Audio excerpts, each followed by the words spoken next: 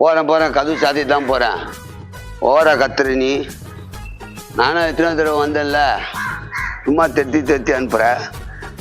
யார் சார் இங்க? சார் வணக்கம் சார். நடிகரை பார்க்க வந்தா வெளியே போ தெத்துறாங்க சார். நான் தொடர்ந்து வந்துட்டு இருக்கேன். பார்க்கணும்னு சார், பார்க்கணும்ல. நீங்க யோசிச்சு பாருங்களேன், ஒரு ரசிகன் வந்திருக்குன்னு என்ன சொல்லணும்? எப்ப கேட்டாலும் அந்த வாட்ச்மேன் சொல்றாரு ஷூட்டிங் போயிருக்காரு, வெளிநாட்டுக்கு போயிருக்காரு, வெளியூருக்கு போயிருக்காருன்னு. என்ன சார் கொஞ்சம் கூட இதுவே இல்லை சார். நாங்கெல்லாம் படம் பார்க்கலாம். இப்ப நான் இல்லை சார், நம்ம எல்லாம் படம் பார்க்கலாம். இவங்க எல்லாம் எப்படி சார் நடிகராக இருக்க முடியும்?